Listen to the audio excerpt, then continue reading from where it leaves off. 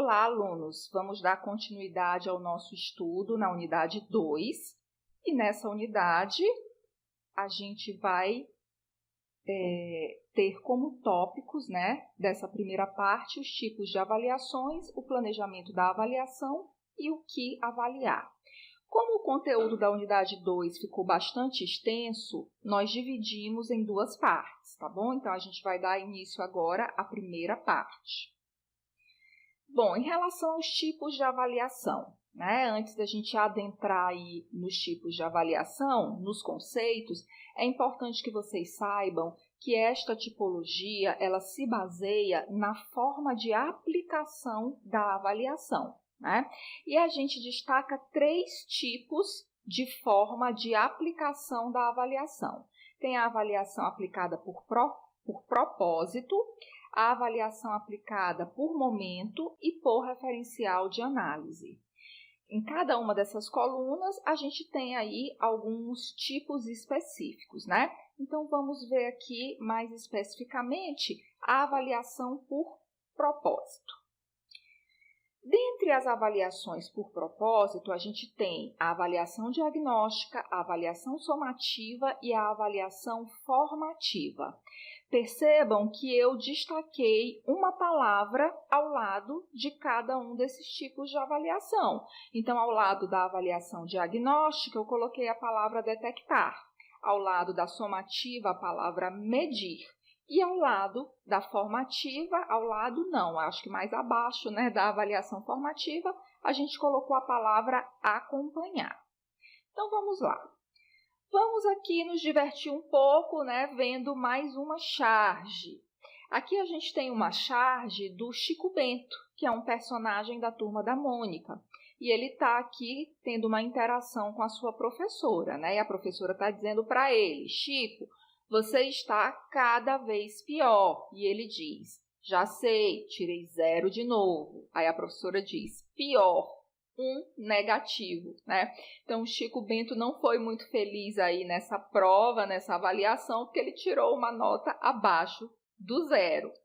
Então, esse aqui é um exemplo de uma avaliação somativa, Então, o que exatamente é uma avaliação somativa? Vamos ver aqui cada um desses conceitos. A avaliação, quando ela é diagnóstica, ela tem por objetivo identificar os objetivos, as habilidades e as competências e adequar o aluno a um grupo do seu nível de aprendizagem. Já a avaliação somativa classifica, seleciona e compara os desempenhos. A ênfase da avaliação somativa é no resultado final. E a avaliação formativa fundamenta-se nos processos de aprendizagem, Então, vamos focar aqui na avaliação somativa, aquela que classifica, seleciona e compara desempenhos. Vamos voltar aqui na nossa charge anterior, Por que esse exemplo é um exemplo de uma avaliação somativa? Basicamente, porque a professora está colocando uma ênfase na nota, Tanto o Chico Bento quanto a professora estão colocando uma ênfase na nota. Então, a ênfase da avaliação somativa é sempre no resultado final, Por isso que a gente viu aqui nesse slide a palavra medir associado à avaliação somativa, certo? Agora, a avaliação diagnóstica, Quando a gente escuta essa palavra diagnóstico, o que vem à nossa mente? É uma palavra que ela é muito usada na área da saúde, Quando você está sentindo algum mal-estar, alguma dor, você vai ao médico para que o médico possa lhe fornecer um diagnóstico, dizer o que você tem. Na área da educação, acontece a mesma coisa, Então, uma avaliação diagnóstica, ela tem por objetivo fornecer ao professor um diagnóstico do nível que aquele aluno está.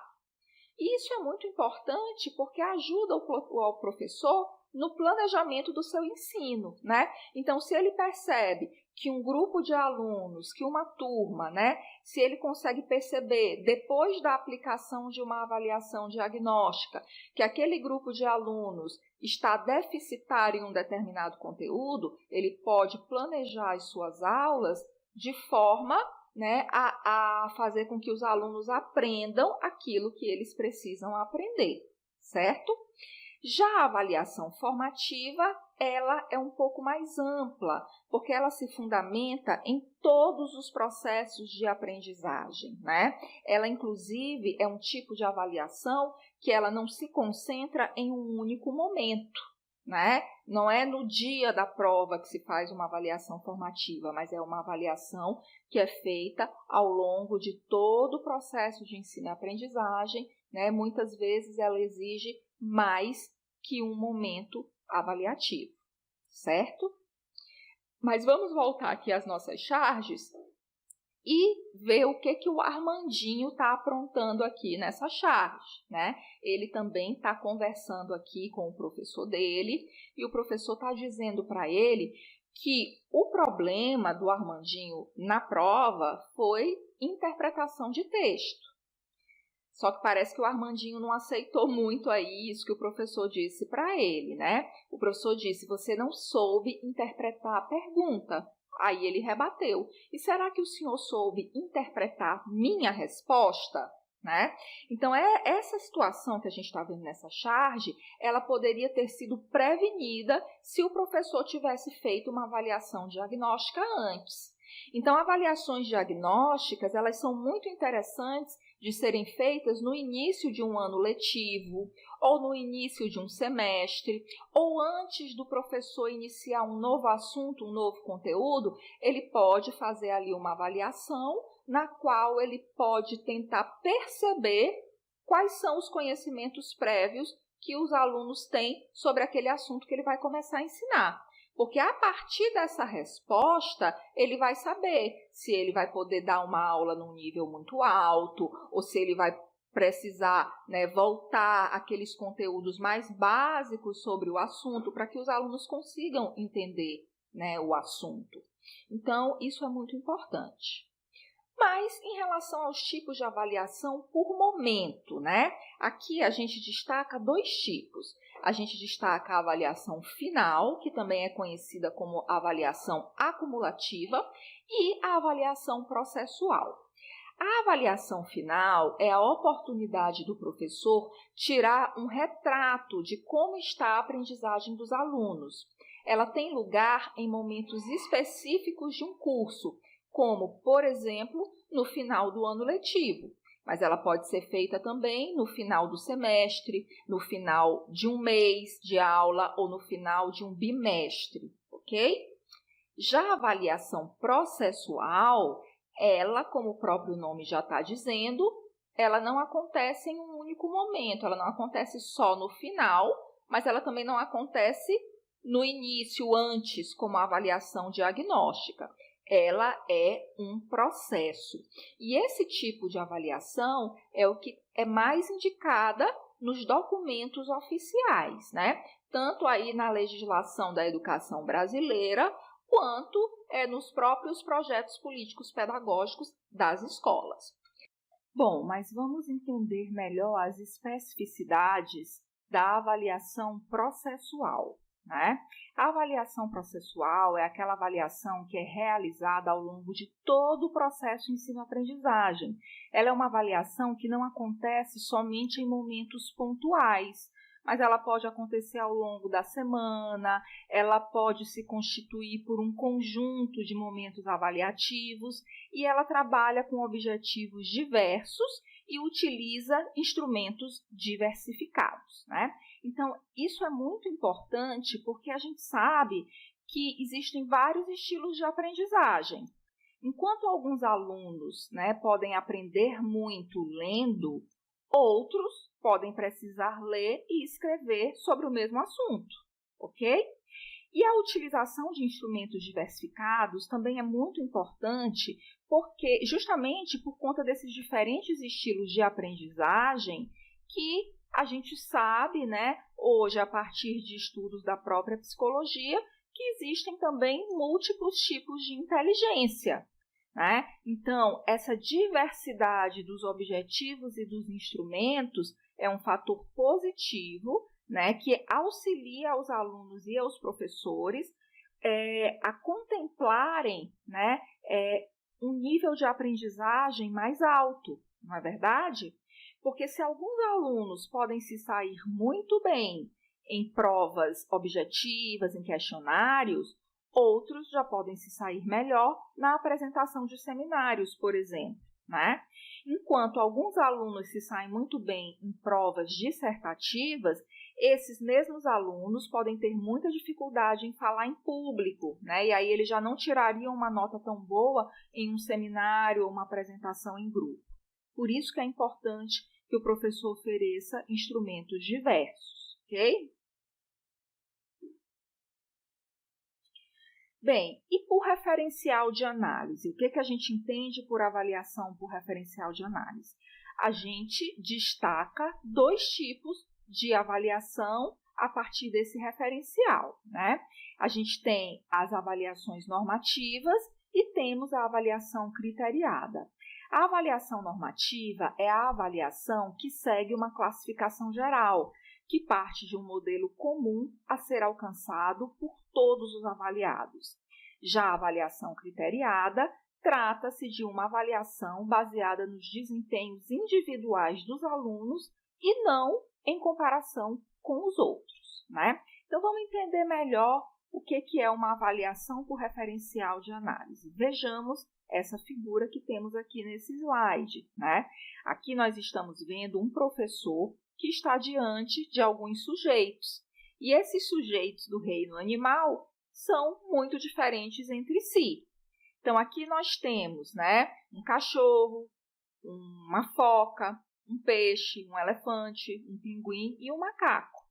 E, para uma seleção justa, todos terão que fazer a mesma prova, né? E aí o professor diz, por favor, subam na árvore. E aí eu pergunto para vocês, será que essa avaliação, né, essa prova que esse professor está propondo, é realmente uma avaliação justa? O que vocês acham, né? Se nós formos analisar os resultados dessa avaliação a partir de um referencial normativo, eu vou usar uma classificação geral que vai ser comum a todos os alunos. Será que isso é justo?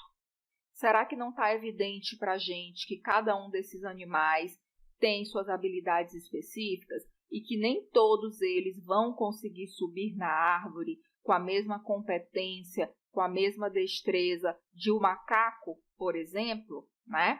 Então, nesse caso, para que essa avaliação seja considerada justa, o mais adequado é a gente fazer uma avaliação criteriada, né? É a gente avaliar a partir do desempenho de cada um dos avaliados e não ficar comparando todos eles, né, com a habilidade do macaco de subir na árvore, ok?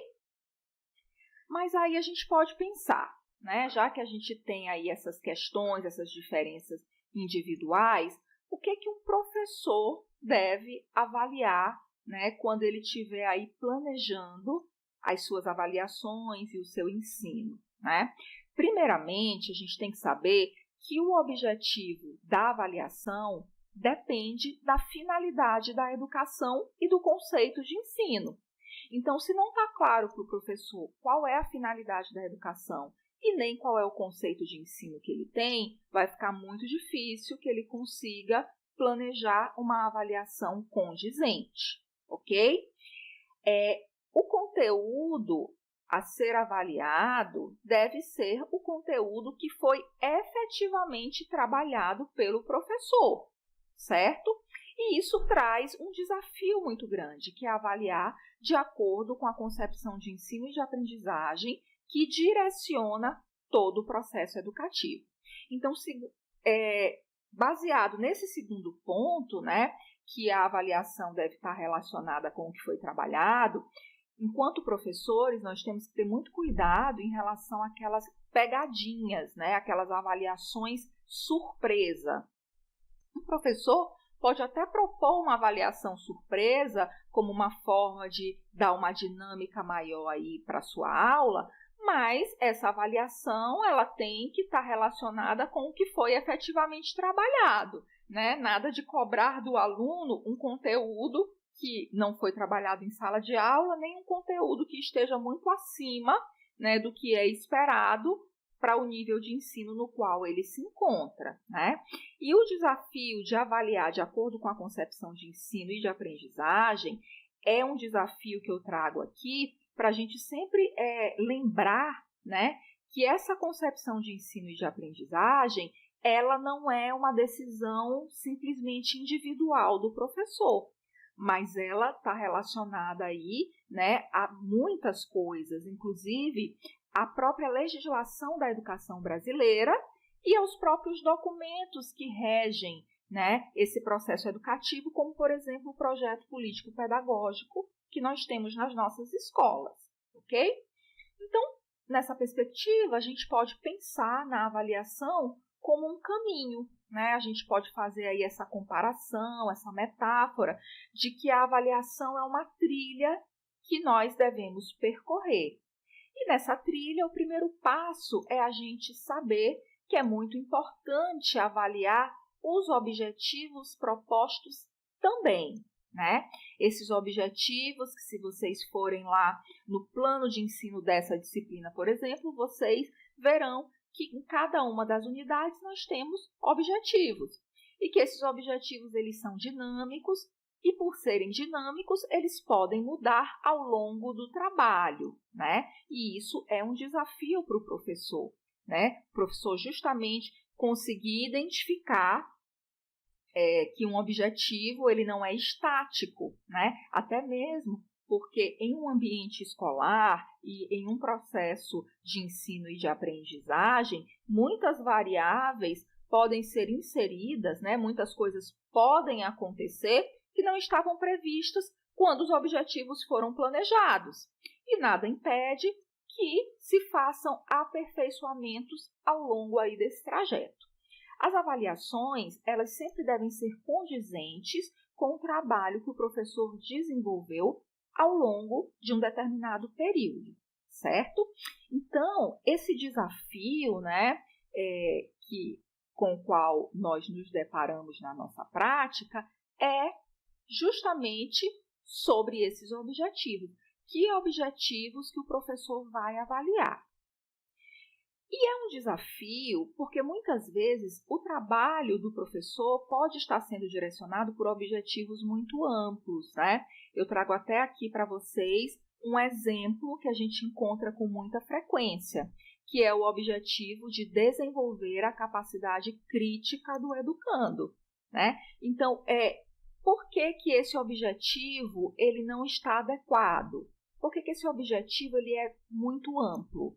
Porque ele dá margem a um julgamento muito subjetivo por parte daquele que avalia. Como é que um professor vai conseguir avaliar se um aluno tem capacidade crítica ou não, né? Eu digo para vocês que é uma coisa tão subjetiva que a gente pode considerar até praticamente impossível, não é verdade? Alguns outros exemplos de objetivos que a gente costuma encontrar nas ementas de alguns cursos, né? Tem o desenvolver o pensamento crítico, desenvolver a capacidade de apreciar a natureza, desenvolver a capacidade de apreciação artística, né? Então, tudo isso é muito amplo.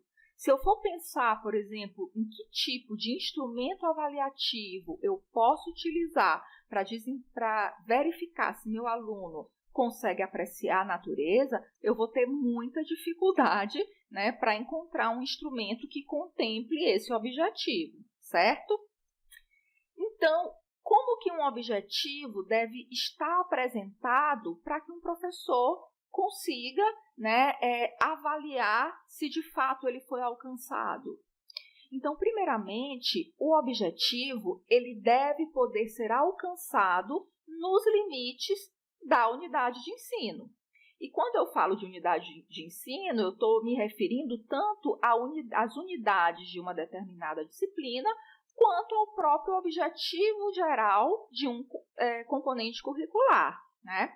O objetivo ele deve ser expresso em termos observáveis, né? E ele deve se relacionar com os conteúdos da unidade. O objetivo também deve ser apropriado para o nível de ensino. Então, quando eu vou redigir, por exemplo, um objetivo para um curso de graduação, como é o curso de vocês, uma licenciatura em Química, eu vou pensar em objetivos que estejam condizentes ao nível de graduação. Se eu fosse dar uma aula de ciências para o ensino fundamental, os meus objetivos também deveriam estar adequados àquele nível de ensino, ok?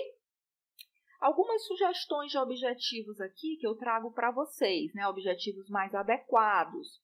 Reconhecer as características de um texto científico, identificar os elementos da tabela periódica, diferenciar fontes de energia renováveis e não renováveis. Por que a gente considera que esses objetivos, e não aqueles que foram apresentados anteriormente, são adequados, né? Vamos refletir um pouco sobre isso.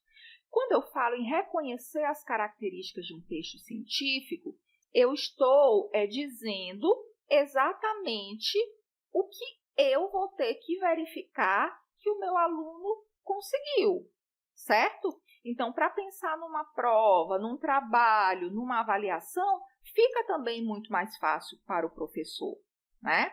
Eu posso, por exemplo, fazer uma prova oral com os meus alunos, na qual eu vou conseguir perceber se eles conseguem ou não identificar os elementos da tabela periódica. A mesma coisa em relação às fontes de energia, né? Existe aí uma série de instrumentos avaliativos, desde questionário, seminários que eu posso propor, né? No qual os meus alunos vão conseguir demonstrar que eles conseguem diferenciar essas fontes de energia. Então, os objetivos são muito importantes, tanto para o nosso planejamento, né, do nosso ensino, como também para o planejamento das nossas avaliações. Aqui eu trago as referências desses slides, dessa primeira parte da unidade 1. Aqui a gente tem 2 videoaulas da Universidade Virtual do Estado de São Paulo. Eu sugiro que vocês assistam também a essas videoaulas, porque vocês irão ampliar bastante os conhecimentos de vocês. E finalizo aqui essa primeira parte desejando bons estudos a todos.